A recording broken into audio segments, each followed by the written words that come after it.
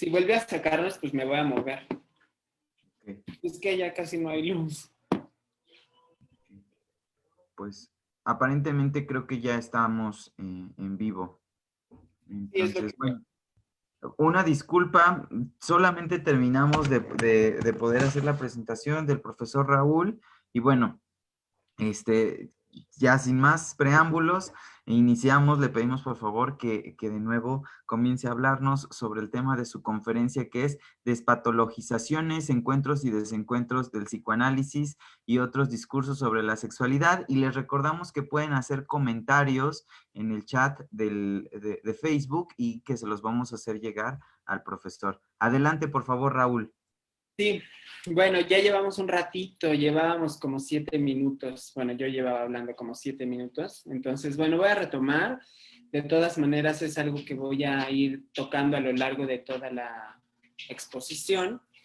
Y entonces, bueno, lo que yo comentaba era que me parece importante e interesante poner en cuestión el carácter heteronormativo, colonial, mercadológico, digamos, y elitista e institucional del psicoanálisis.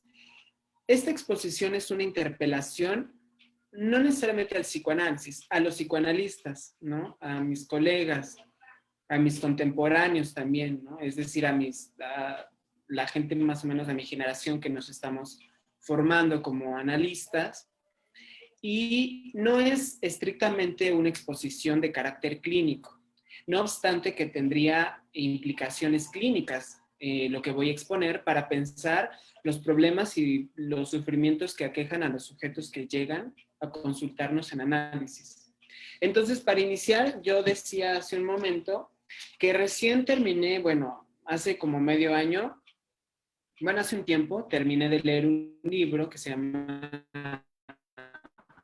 Edipo Gay, que es de Jorge Reiter, es un psicoanalista argentino, y él en este texto, de hecho vamos a tener la presentación de este libro entre el 22, creo que el 21, entre el 20 y el 22 ya les estaré publicando exactamente en qué momento, en qué día y hora será el evento, la presentación de este libro con el autor. Va a estar muy interesante y de hecho, bueno, yo lo voy a comentar, entonces ojalá luego nos puedan acompañar. En este libro, más que hacer una revisión del mismo, me interesa señalar lo que ya desde el inicio, desde la primera página, Jorge Reiter señala. Y dice acá lo siguiente. Dice, un momento. Dice, el psicoanálisis, tal como se lo practica, se lleva mal con las sexualidades que no responden a la normatividad heterosexual. Bueno, esa es como la primera premisa y la primera interpelación que hace Jorge Reiter y que de alguna manera yo he seguido también, porque me parece interesante señalar cierto carácter extraterritorial del psicoanálisis hoy en día, ¿no? Y que de hecho yo como conforme, o bueno, en los lugares donde me formé, con los analistas con los que me he ido formando, de alguna manera, ante esta pregunta de qué puede decir el psicoanálisis sobre el género, por ejemplo, qué puede decir el psicoanálisis hoy sobre la sexualidad, es decir, si puede o debería retomar esos otros discursos sobre la sexualidad, como pueden ser la teoría queer, los feminismos, el transfeminismo, los estudios gays y lesbianos, y los estudios Foucaultianos, por ejemplo. Entonces yo he recibido la respuesta de que eso ha sido, bueno, solamente es construcción social, es sociología y eso es puro discurso imaginario y que no tendría implicaciones importantes en la clínica. A mí me parece que sí tiene implicaciones importantes, por lo que en lo sucesivo voy a ir exponiendo. Voy a ir señalándolo un poco, bueno, hice un escrito, lo voy a ir leyendo, pero voy a ir haciendo algunas puntualizaciones, ¿no? Porque esta conferencia surge precisamente o deriva de alguna manera del tema que estoy trabajando en la tesis de la maestría. Entonces, me parece interesante ir pensando algunos elementos antes de dar lectura a lo que preparé. que tiene que ver precisamente con cuál es el carácter del psicoanálisis tal como se introduce en América, principalmente en Norteamérica, ¿no? Cuando Freud va a dar sus conferencias de introducción al psicoanálisis en la Universidad de Clark en 1909 y junto con Jung, y no recuerdo quién, creo que era Ferenczi o Fliess, creo que era Ferenczi, decía que traía la peste, ¿no? Que nos traía la peste y demás, pero de alguna manera lo decía por el carácter doble moralista de América, ¿no? De América del Norte, de Norteamérica, de Estados Unidos, ¿no? De cierta hegemonía en América y también en todo el mundo. Entonces, de alguna manera, lo que Freud trae a cada colación es cierta incomodidad, cierta disrupción a este país, ¿no? Con el carácter de lo que el psicoanálisis podría producir en los sujetos acá norteamericanos. Pensándolo, pues, precisamente porque Estados Unidos se ha caracterizado por ser un país de sobreproducción y de alguna manera también de cierta represión de la sexualidad. Y no es casual que el psicoanálisis hoy en día incluso, y muchos postfreudianos o algunos, no nada más se formen, sino tengan gran impacto en Estados Unidos por el carácter de adaptar o de hacer del psicoanálisis solamente una técnica, pues del psicoanálisis, o sea, solamente una adaptación de los individuos, ¿no? Para el trabajo, ¿no? Para no hablar de la sexualidad ni demás, ¿no?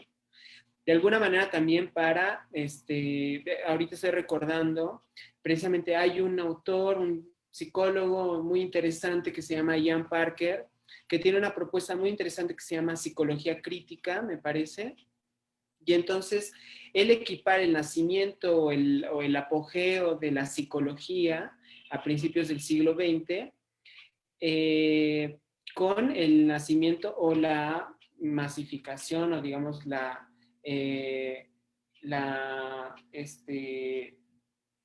se me fue la palabra, como la difusión, ¿no? Como el carácter más difundido precisamente del capitalismo, ¿no?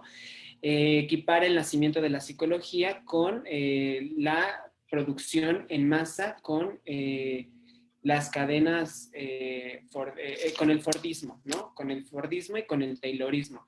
Esta especie de producción en serie de productos de coches y bueno, que de ahí en fuera todo lo demás servirá esto como modelo para producir en cantidades industriales productos de consumo. Entonces, de alguna manera, la psicología pues cae muy bien sobre todo la psicología conductual, cae muy bien a la población, ¿no? Más capitalista del mundo, a principios del siglo XX, entonces. Y bueno, avanzando un poco, me llama la atención pues precisamente que el psicoanálisis no tiene mucha cabida, entre otras cosas también una de las cuestiones que se pone en entredicho es el tema de la homosexualidad, ¿no? El tema de la transexualidad, de la bisexualidad y demás, algo que se aleje un poco del carácter heteronormativo, ¿no? Yo pensaba en algún momento, bueno, es el psicoanálisis no heteronormativo, sino normativo, pues de alguna manera parecería que sí, y algunos analistas pueden llegar a hacer de eso una normativa, principalmente con el complejo de Edipo, ¿no? Con el carácter binario de hombre y mujer nada más. Y Jana Lush, precisamente Jana Lush también tiene un texto que se llama, pues, Despatologizaciones, homosexualidad, transexualidad, otra más, y ahí cuestiona precisamente el carácter cegado, digamos, o de no haber escuchado del psicoanálisis respecto a otros discursos sobre la sexualidad. Él dice, llevamos todo un siglo hablando donde se ha producido saber sobre el erotismo, sobre la sexualidad, y los psicoanalistas con su lindo discurso de escucha no han escuchado eso. Entonces yo decía, bueno, ¿cuál es la relación o cuál puede ser la tensión y la relevancia de incorporar, no de incorporar, sino de precisamente poner en tensión el psicoanálisis con esos otros discursos de la sexualidad, ¿cuál es ese alcance para la clínica? ¿Y cuál es ese alcance también para pensar la modernidad, ¿no? Donde nos situamos. De hecho, Jana Lush llama un poco a esto una clínica de la modernidad, ¿no? Trayendo en cuestión también el carácter policial que pudiera haber adquirido el psicoanálisis, en tanto que no olvidemos que el psicoanálisis nace también en un caldo de cultivo de la psiquiatría moderna, ¿no? De alguna manera, el psicoanálisis ha servido también bien, principalmente en la primera mitad del siglo XX, ¿no? A la psiquiatría para categorizar, para clasificar, para marginar o para cegar otras, digamos, manifestaciones del deseo, ¿no? O digamos con Lacan, manifestaciones del goce, ¿no? Entonces, voy a dar un poco, ese es un poco el planteamiento que traigo y quisiera dar lectura entonces a lo que escribí.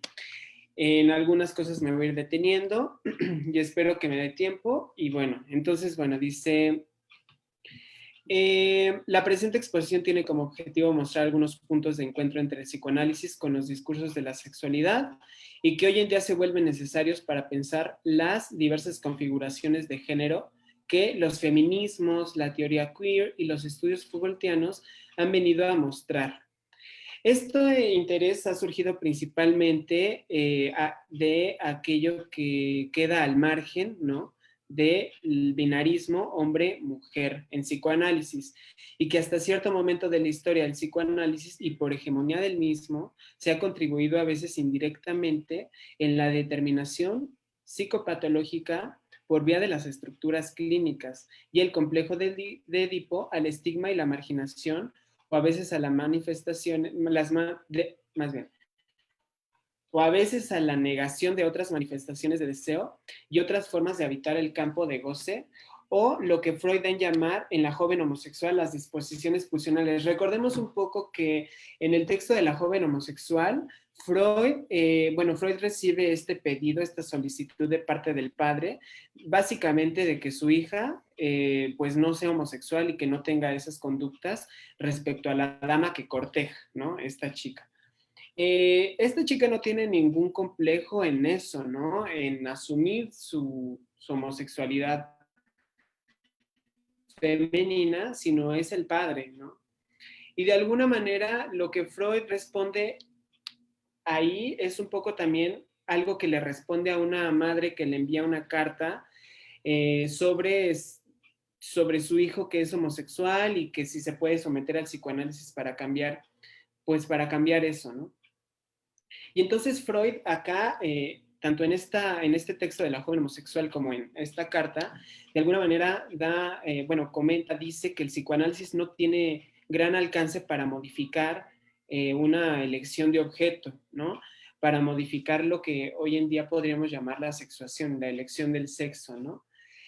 Sino que más bien, en todo caso, podría averiguar las determinaciones pulsionales o las disposiciones pulsionales que llevaron a alguien a tener tal o cual elección de objeto, de asumirse como hombre o mujer u homosexual.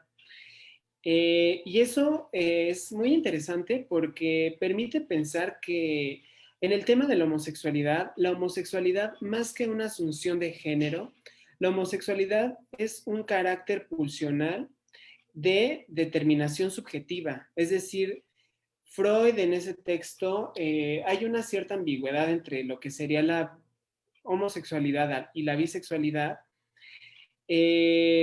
en cuanto a la constitución subjetiva, ¿no?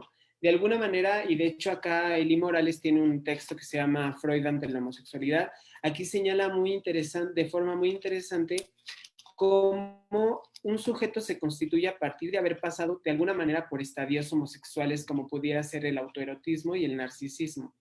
De hecho, Freud, un poco la lectura que va a hacer de Leonardo da Vinci, va a ser una lectura de acuerdo con su teoría de la homosexualidad por una vía narcisista, ¿no? Va a decir, bueno, da Vinci se identificó con su madre y ama a los muchachos como su madre lo amó a él. Es una lectura, es una teoría, más bien es una teoría de la homosexualidad que quizá permite pensar algún tipo de homosexualidad, no es universal, pero lo que llama la atención es que la homosexualidad en este caso es de carácter pulsional más que de carácter, digamos, patológico, ¿no? Ahora bien, que podríamos poner en cuestión, y es lo que propongo, poner en cuestión, valga la redundancia, los términos de psicopatología y de estructuras psíquicas, pero principalmente el concepto mismo de perversión, ¿no? Hasta cierto momento, la homosexualidad, pues en psicoanálisis llegó a considerarse como perversión, y si no mal recuerdo, Lacan en el seminario 4 y en el seminario 5 llama a la homosexualidad como perversión.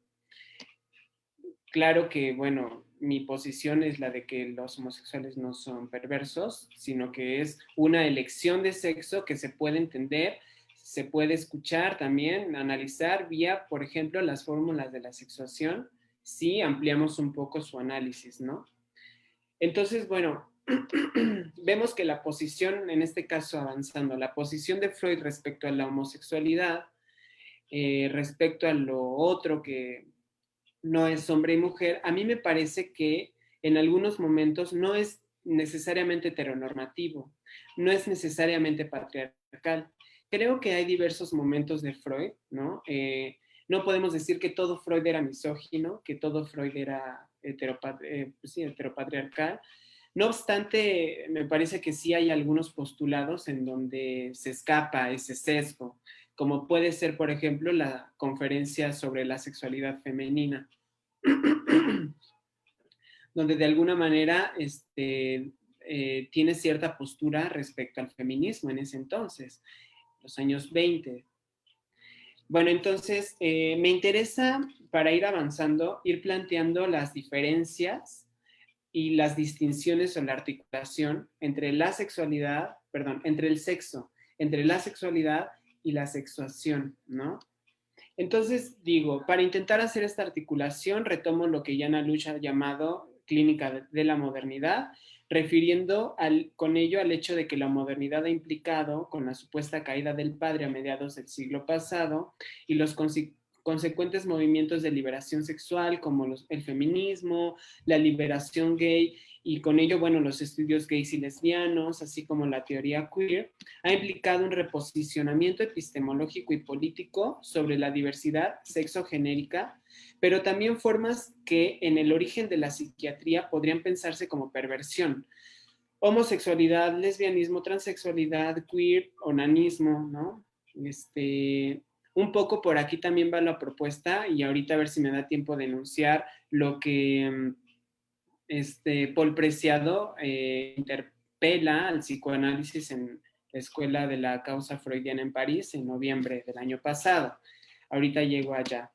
Entonces, bueno, dice Aluch, lo voy a leer.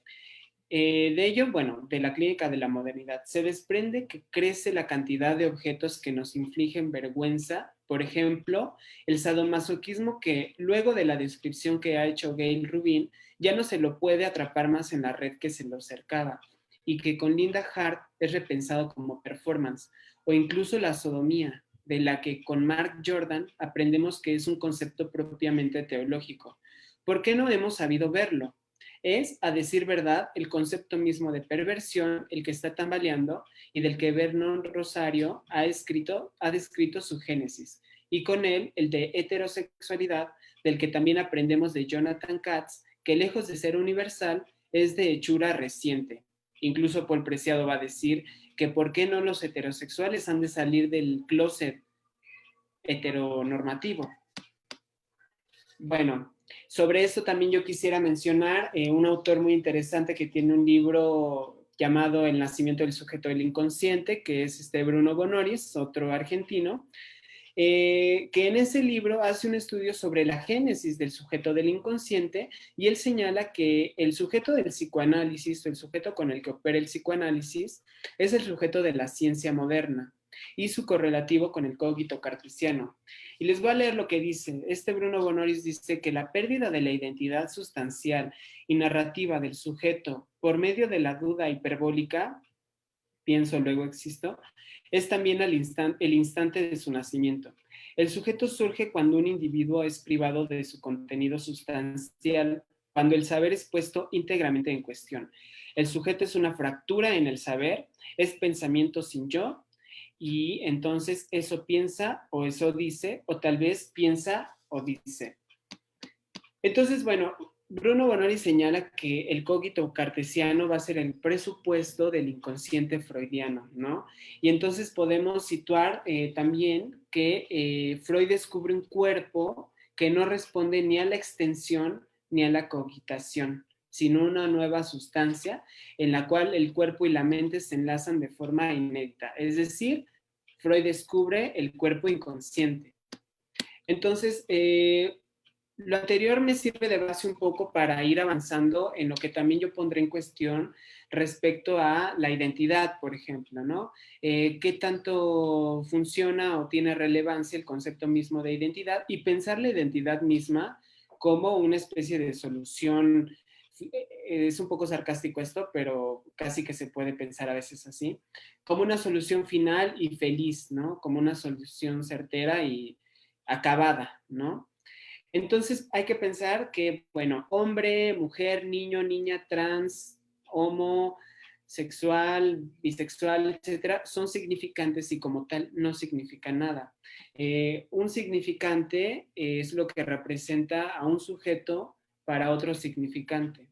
O sea que A no es igual a A. Es decir, el sujeto no es su identidad en sí, pues esta intenta responder, o sea, su identidad intenta responder al qué soy o qué quiere el otro de mí, ¿no?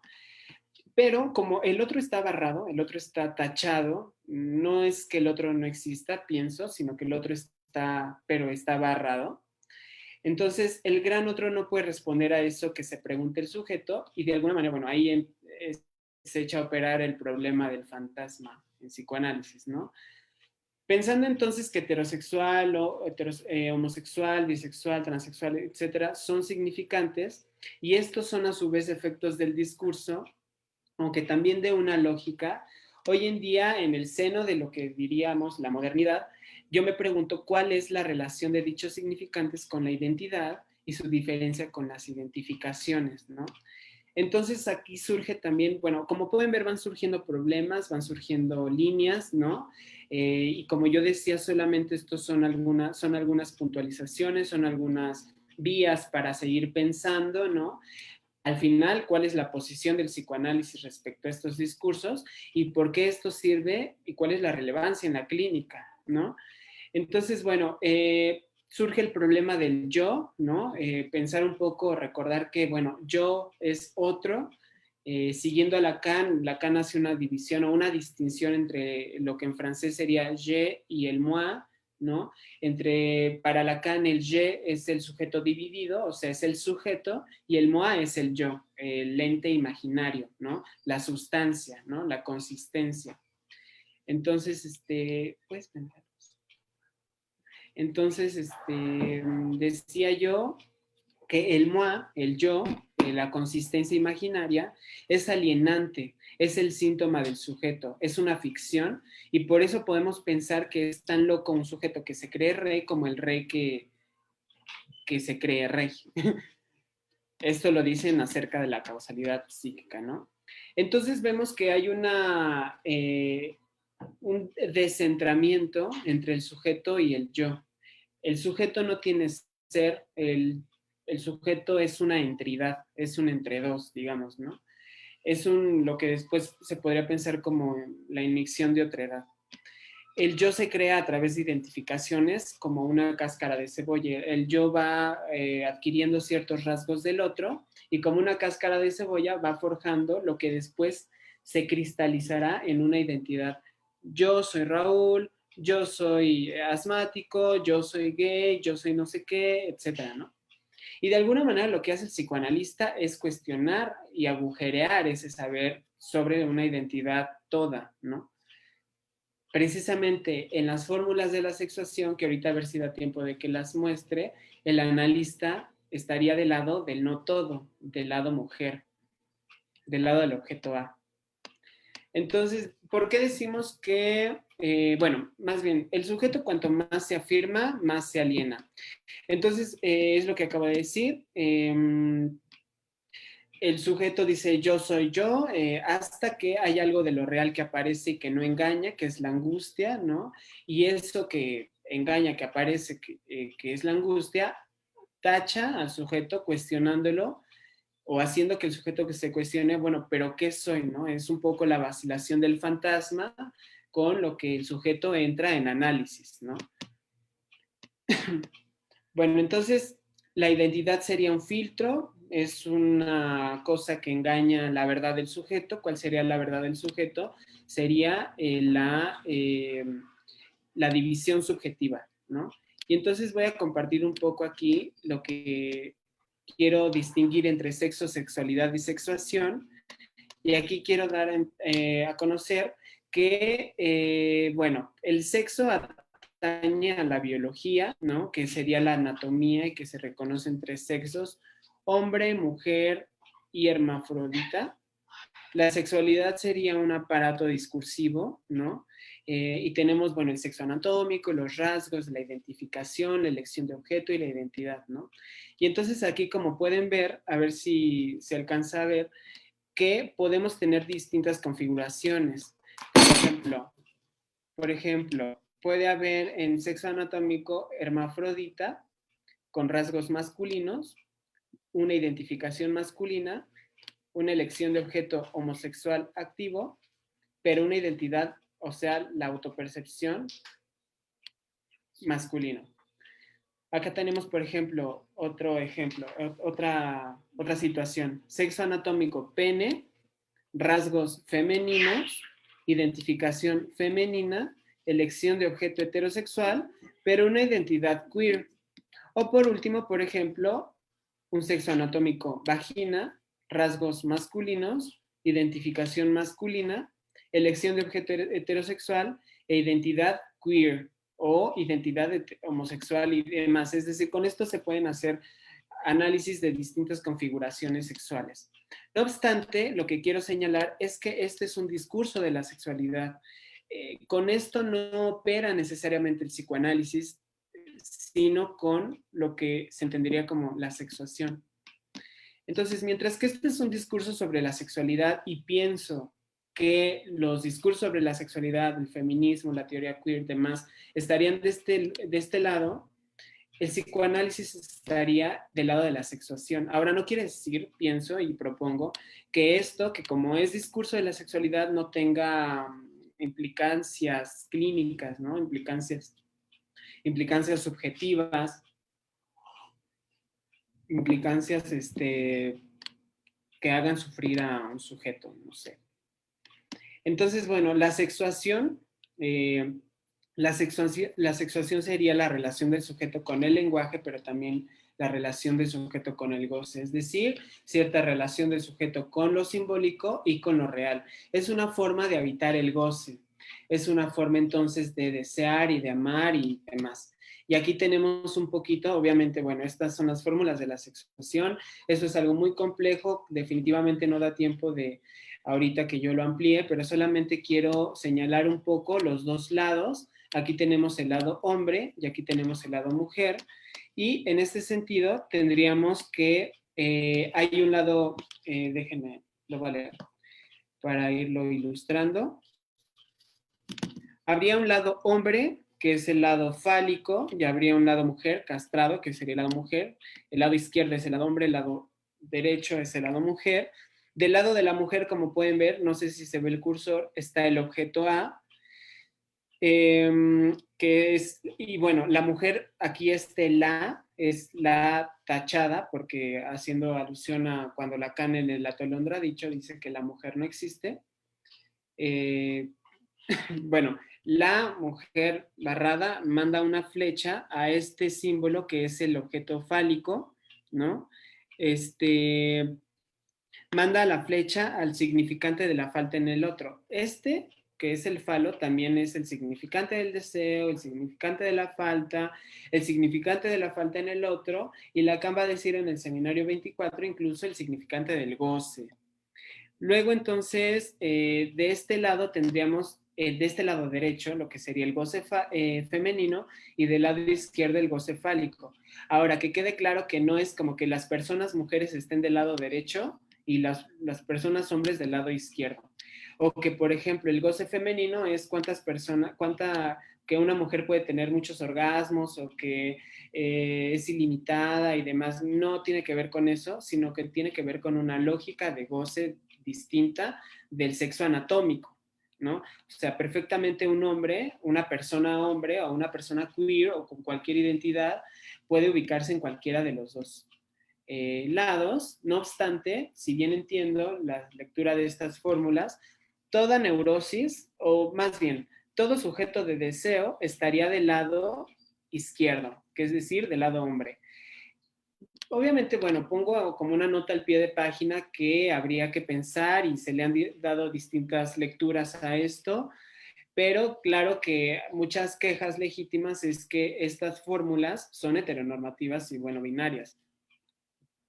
¿Por qué heteronormativo? Porque se esperaría, entre comillas, que un sujeto elija, ¿no?, como objeto al sexo contrario y que se identifique con el sexo, con el mismo sexo. O sea, un niño con su papá se identifica y elija a la madre o a las mujeres como objeto y viceversa, ¿no? Una mamá se identifique con la mamá, una niña se identifique con la mamá y tome por objeto al hombre. Bueno, obviamente esto es más problemático y además solamente quería señalar un poco algo de la lógica de las fórmulas de la sexuación. No da tiempo de hablar ahorita de los cuantores, que son estos que están aquí arribita, pero bueno, en algún otro trabajo quizás se pueda ampliar esto. Del lado de derecho, que es del lado de la mujer, estaría la interpretación del analista, estaría el lugar del analista cuando esté en análisis, ¿no? De alguna manera, bueno, ¿qué más? Bueno, entonces nada más quiero señalar. Aquí, del lado izquierdo, está el sujeto del deseo y de ahí diversas configuraciones, la relación del sujeto, ¿no? Del sujeto dividido con el objeto A, ¿no? Y con el objeto, bueno, con el falo, ¿no? De ahí entonces que quizás se pueda pensar desde acá la neurosis, ¿no? La histeria o la fobia, como discursos más que como patologías marginadas, ¿no? Bueno, voy a dejar de compartir esta pantalla y vuelvo a mi exposición. Entonces, quiero decir lo siguiente, espero que hasta aquí vaya quedando un poco claro cuál es mi propuesta. El psicoanálisis trabaja con la sexuación, ¿no? El psicoanálisis trabaja con la operatoria del falo, ¿no? Como la respuesta al no hay relación sexual. En el texto del Atolondradicho, Lacan tiene este aforismo que es la mujer no existe, pero también tiene su correlativo que es el de la relación sexual, perdón, el de no hay relación sexual. O sea, no hay complementariedad entre los goces, no hay del uno, no hay que, por ejemplo, dos sujetos que se aman, ahora son uno, aunque cada quien como dicen los argentinos, cada quien se las banca o cada quien más o menos puede hacer con esa imposibilidad, ¿no? Y de ahí entonces que alguien esté en un discurso más histérico, fóbico, neurótico, etc. Bueno, avanzando más, retomando un poquito, hace ratito hablaba un poquito de la homosexualidad, ¿no? Del componente de la homosexualidad como elemento pulsional. Y en este texto que les acabo de mencionar de Lee Morales, él refiere que hay 4 continentes de la incidencia de la homosexualidad en la obra de Freud. Bueno, el primero sería como elemento fundamental en las distintas posiciones subjetivas, luego como la explicación en los celos, ¿no? Como la proyección, luego también como la elucidación de los sentimientos sociales vinculada al narcisismo, como puede ser cierta homosexualidad sublimada en obras sociales, en altruismo, en amistad. Es decir, hay un componente homosexual en la cultura, o podríamos pensar que la cultura es una cultura en la que vivimos, es una cultura homosocial, y ello no quita que, bueno, cierto régimen sexogenérico sea el que han denunciado las feministas, heteronormativo, ¿no? Bueno, un poco, y la última incidencia de la homosexualidad es en tanto declaración existencial ante la sexualidad, lo que acabo de decir como la sexuación, ¿no? Ahora, el enlace de la sexuación con la modernidad sirve para pensar, bueno, una clínica moderna, lo que yo entendería como una clínica de la diversidad, de la contingencia, pero no necesariamente una clínica de la identidad. Y aquí entra en cuestión un poco el tema de que si los psicoanalistas deberían hacer militancia política en análisis. Bueno, yo creo que pues no. Eso no quiere decir que el psicoanalista sea neutro, ¿no? Por ejemplo, yo he escuchado en algunas psicoterapias con enfoque, bueno, yo he escuchado que así se denominan, con enfoque de género y con enfoque de derechos humanos, que el psicoterapeuta tendría que ser un agente de cambio social, un agente de cambio de la realidad social, que tendría que ser casi un activista, ¿no? Que el espacio de la psicoterapia tendría que ser el de la militancia, ¿no? El del activismo, y yo pienso que no. Yo pienso que el hecho de que el psicoanalista no sea militante político, o sea, puede ser militante, ¿no? En su vida, ¿no? Pero estando como analista, el analista ocupa un lugar de objeto A, ¿no? Un lugar de causa del deseo, un lugar de semblante de A, ¿no? Para causar el decir del paciente, ¿no? En este caso, Mocte me dicen que se ve cortado, pero no, ¿verdad? Vamos bien. Bueno, mientras sigo hablando. Es que me habían dicho que se veía un poco cortada la transmisión, espero que no. Y si sí, ahorita que me diga Mocte. O en los comentarios si se escucha cortado o no se ve. Ok, dice que vamos bien. Entonces, bueno, avanzando un poco, ¿qué estaba diciendo? Ah, bueno, que el psicoanalista, bueno, ocupa ese lugar y no necesariamente tendría que reformar o redirigir, ¿no? Al sujeto que está escuchando. O sea, el psicoanalista no es un reformador, ¿no? No es un militante político estando en análisis. Puede ser militante político, pero no en su lugar de analista, es lo que pienso. Y en ese sentido creo que ahí habría una distinción o ahí habría un punto de tensión con los discursos sobre la sexualidad, porque también existe lo que sería, por ejemplo, una terapia feminista. Desconozco un poco de la terapia feminista, pero de alguna manera pienso que recuerdo más bien que la terapia feminista es una terapia como es un acompañamiento, ¿no?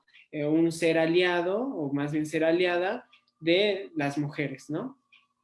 Que entendidas como dominadas por un sistema heteronormativo y patriarcal que las somete y demás, ¿no? O sea, eso está ahí, es importante enunciarlo, es importante dar cuenta de ello, pero el lugar del analista no me parece que tenga que ser el del reformador.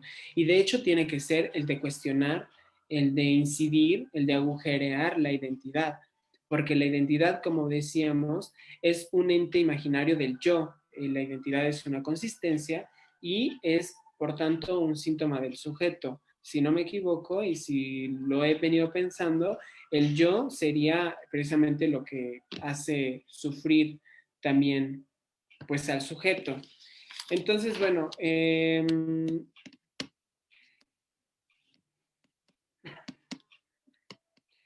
déjenme ver. Quisiera un poquito ahorita leerles parte de la interpelación que hace Paul Preciado para ver cuáles son los puntos de tensión, de diálogo y de colaboración con esos otros discursos sobre la sexualidad del psicoanálisis, ¿no? Y en cuáles más bien habría que seguirlo pensando o tomar una posición.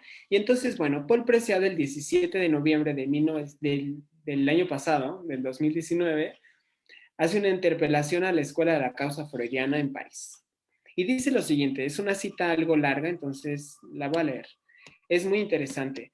Dice, el discurso psicoanalítico gira en torno del poder discursivo y político de este animal político, perdón, de ese animal, de ese tipo de animal necropolítico que ustedes tienden a confundir con el humano universal y que es, al menos hasta el presente, el sujeto de la enunciación central en el discurso de las instituciones psicoanalíticas de la modernidad colonial.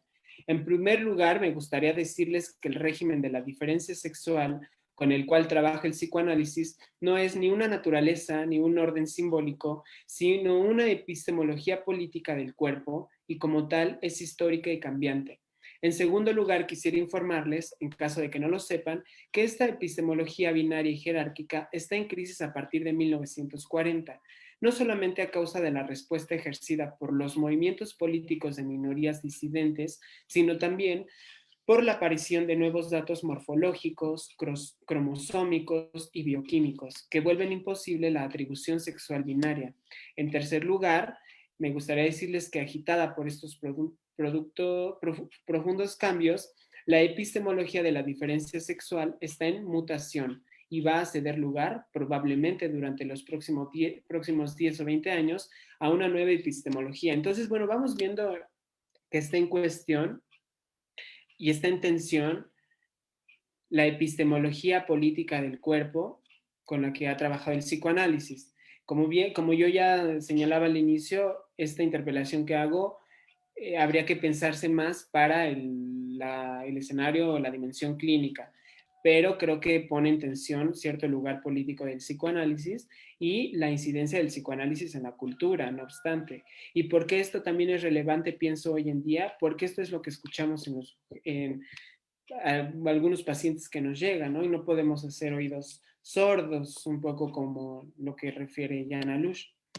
Luego, entonces, va a decir también, el movimiento transfeminista, queer, de denuncia de la violencia heteropatriarcal, pero también las nuevas prácticas de filiación, de relación amorosa, de identificación de género, del deseo, de la sexualidad, de la nominación, no son más que indicios de esta mutación.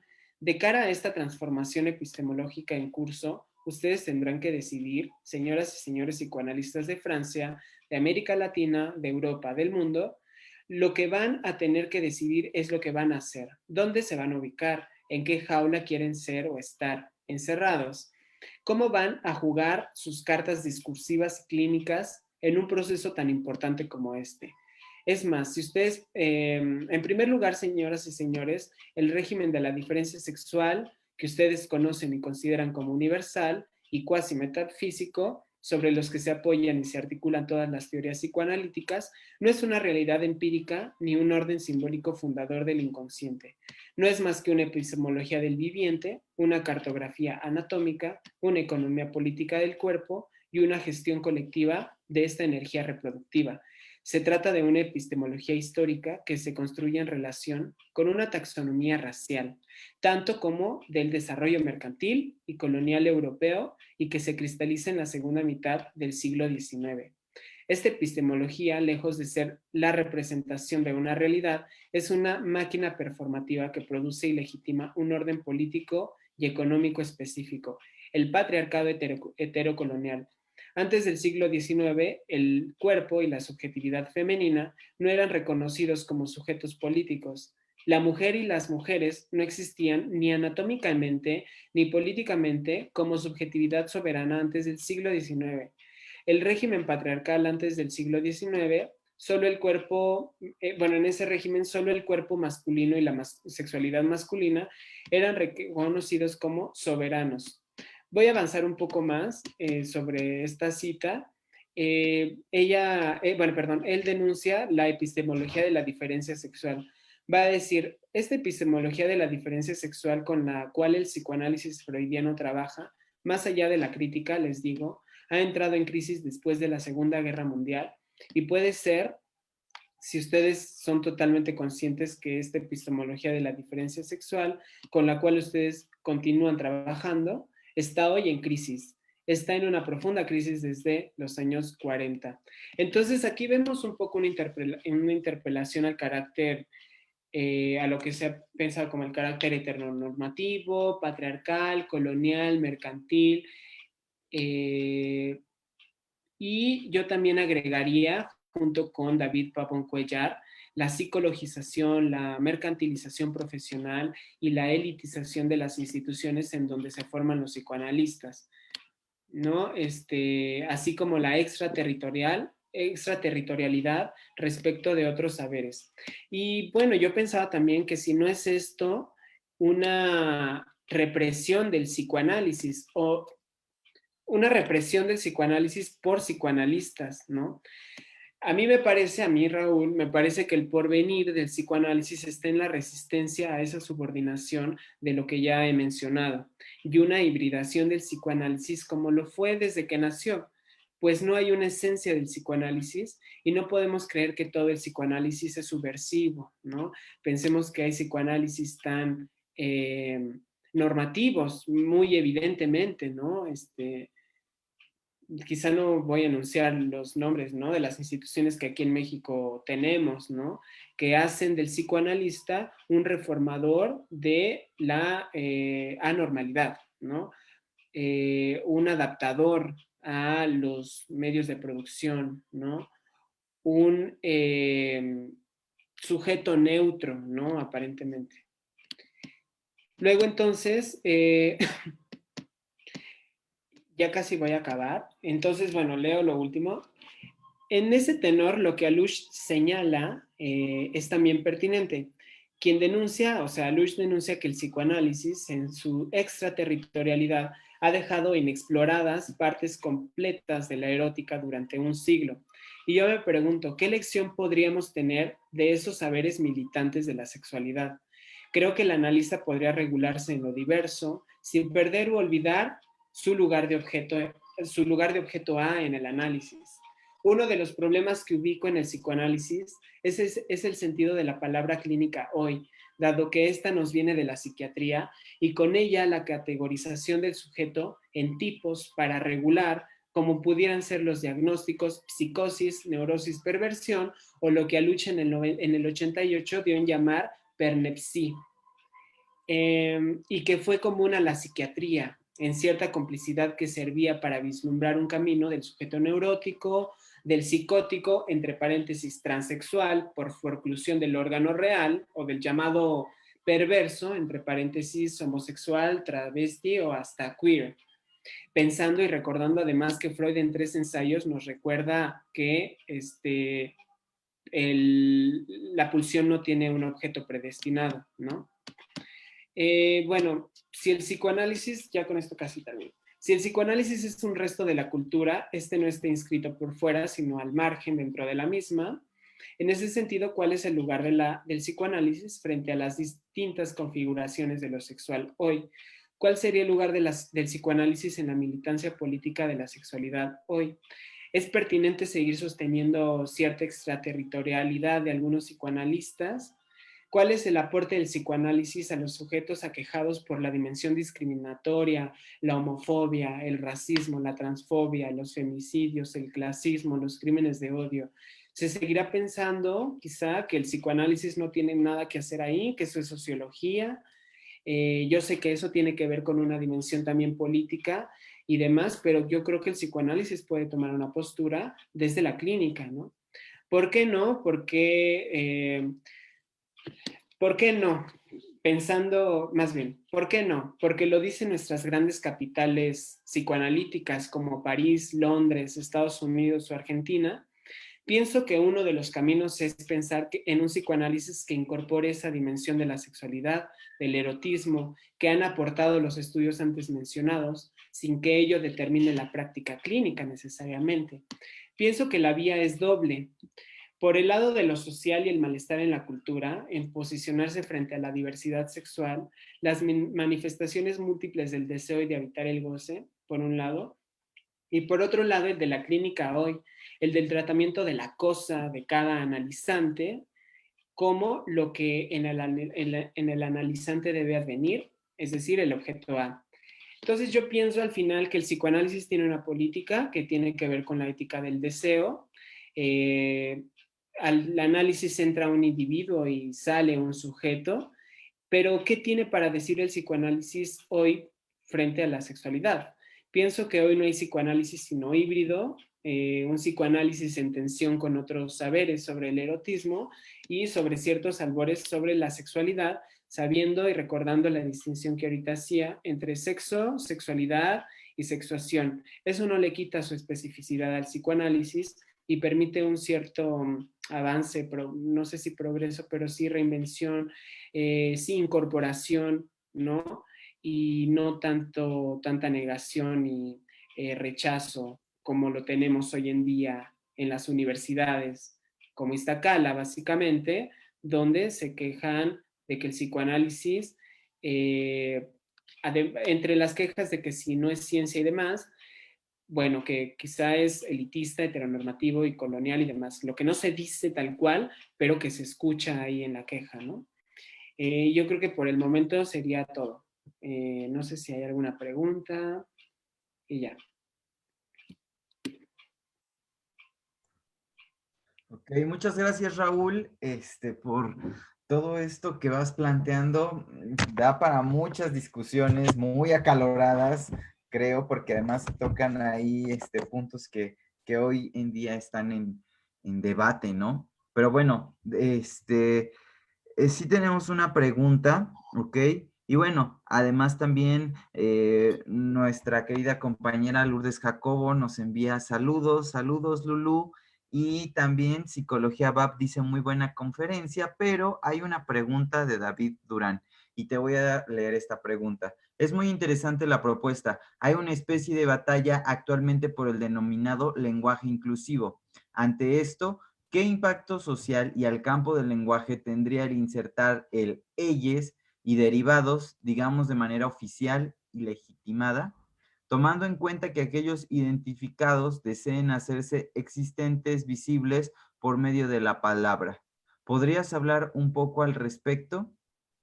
Sí, gracias, David Chio. Yo pienso que lo que no se nombra no existe, pero lo que se pretende nombrar como absoluto tampoco. Entonces pienso que un poco de manera en lo social, en lo político y demás, eso permite una cierta conformación de identidad también y permite cierta adscripción, digamos, a un grupo importante que le dé sentido al sujeto, ¿no? Entendiendo que yo entiendo que el sujeto es un sujeto en inmixción de otredad, o sea, no es el sujeto en su mismidad, no es el sujeto en su soledad, deseante y en su única responsabilidad. Yo sí estoy como en cuestión sobre la responsabilidad subjetiva, por ejemplo, sino pienso que hay una dimensión relacional, por así decir, del sujeto y creo que esto es relevante, es importante y es necesario, ¿no? Un poco dar lugar a las distintas configuraciones de género que no se identifican con el universal hombre o el universal mujer, sino con, por ejemplo, lo queer, lo no binario y demás, y creo que se puede nombrar, pero creo que sería un poco ingenuo pensar que con el todes, con el leyes, con el chiques, que de hecho yo lo utilizo con los alumnos, por ejemplo, bueno, pretender que se acapara toda la diversidad, ¿no? De los sujetos que tenemos enfrente, ¿no? Del lugar en donde estemos. Entonces, yo creo que es necesario incorporarlo, pero como todo, siempre con ciertas reservas, ¿no? Porque pretendería, yo creo que borrar la dimensión del deseo del uno por uno y quizá podríamos caer en riesgo de un para todos, ¿no? Y creo que las fórmulas de la sexuación con Lacan, ahorita es lo que se me ocurre, es que hay un no todo, o sea, un no todo fálico, ¿no? Y creo que esa es y retomando un poco a Jorge Alemán, la política del psicoanálisis también tiene que ver con la política del no todo, ¿no? Con la política de la resistencia, ¿no? Con la política de saber que el sujeto goza a veces y que tiene derecho a su división subjetiva, ¿no? No sé si me explico un poco, entonces creo que, pues ya, no sé, adelante. Ok, pues han estado, mira, ya van dos veces que pasa eso, están muy calladitos y de repente empiezan las preguntas. Aquí Quique Alarcón nos dice, se me planteó una idea y me gustaría su opinión. ¿Está la ciencia y el neoliberalismo tomando la demanda de un padre sabio en los sujetos? Eso es lo que nos pregunta Quique Alarcón. Y creo que sería nuestra última pregunta, porque ya se nos está ajustando el tiempo. Entonces, aquí dejo la pregunta de Quique Alarcón sobre la mesa, Raúl. Por favor, adelante. Claro que sí. A ver, otra vez dice, está la ciencia y el neoliberalismo tomando la demanda de un padre sabio en los sujetos. Si entiendo bien, es como si la ciencia y el neoliberalismo fueran la primera y última palabra sobre, o sea, respecto al saber de los sujetos. Bueno, pues pienso que hay un tipo de, creo que la ciencia moderna eh, hace de los sujetos, a ver, Lacan en La Forclusión y la Verdad me parece que señala muy bien que no es que la ciencia forcluya al sujeto, sino que la ciencia, como dice, que la ciencia forcluye la verdad del campo del saber. Es decir, pienso que la ciencia pretende saber todo del sujeto, pretende acaparar todo del sujeto, pretende hacer del sujeto una identidad y creo que eso entra en riesgo de callar o de suponer que no hay sufrimiento y de que la ciencia y el neoliberalismo van a traer progreso a las problemáticas incluso subjetivas, ¿no? A los sufrimientos y malestares que siempre pugnan por salir y que insisten y que creo que Freud en El malestar en la cultura, creo que este es un texto estructural para pensar precisamente la dimensión de malestar que toda cultura va a traer. O sea, creo que es interesante pensar que la cultura siempre, o sea, la relación del sujeto con la cultura siempre es problemática, siempre es de cierto duelo o anhelo, y nunca va a haber la dimensión como de totalidad, de respuestas, de certezas, ¿no? Pienso que eso es más bien una dimensión yoica, imaginaria, y en algún momento de la vida al sujeto se le presenta algo que lo hace cuestionarse vía la angustia: ¿qué soy? ¿Qué fui? ¿Me cayó el 20? Etcétera. Y creo que, bueno, creo que el neoliberalismo y la ciencia sí hacen del sujeto un un objeto a callar, ¿no? Un objeto que se someta a los saberes técnicos, a la pericia, ¿no? Y borran un poco la dimensión del deseo, por ejemplo, ¿no? Un poco lo que se ha venido comentando también en las otras conferencias, que se borra la dimensión del deseo por la ilimitación de cierto goce. Pienso que por ahí podríamos ir pensando ese problema. Sí. Bueno, acá no sé si la quieres leer, Mocte, creo que alguien más decía. Mira, aquí tenemos otra pregunta, pero este es un reto para ti, Raúl. Nos Y quedan ya como bueno, 3, 4 minutitos para ir cerrando. a la pericia, ¿no? Ajá. Y borran un poco Y la mira, dimensión del deseo. espérame tantito, es que se me está Un poco lo regresando que se el ha venido audio. comentando también en las otras conferencias, que se borra la dimensión del deseo. Ahí está. Ya. Este va a ser un reto para ti, Raúl, porque nos quedan 3 o 4 minutos y Cassandra Carolina, que además ha estado muy activa desde la conferencia pasada, participando, muy entusiasmada, plantea varias cuestiones interesantes. Te lo leo y veamos qué podemos alcanzar a abordar de eso y creo que sí, ahora sí estaríamos cerrando con esta pregunta. ¿Puedes explicar más sobre el lado del deseo? ¿Por qué el deseo es del lado hombre y analista el lado mujer? No entiendo esas referencias. No existe complementariedad entre ambos y por qué de ellos derivan los discursos neuróticos, histéricos, etcétera. Entonces, Sí, algo que nos pudieras comentar, Raúl, por favor. semejante pregunta y es un gran reto poder resumir. Pienso que esto tiene que ver con la sexuación, con las fórmulas de la sexuación y también con algo que Freud ya señalaba en la organización genital infantil. El niño o le niñe, si me permite decirlo, en sus teorías sexuales infantiles hay un momento en el que piensa la universalidad del falo. Ya no me dio tiempo de leerlo eso hace rato, pero el falo es el significante del deseo precisamente por la detumescencia, porque cae, porque de alguna manera en un momento donde está erecto, algo lo hace caer y es lo que implica cierto anhelo por la erección nuevamente y demás. Entre paréntesis que, bueno, este es otro tema para ir pensando, ¿no?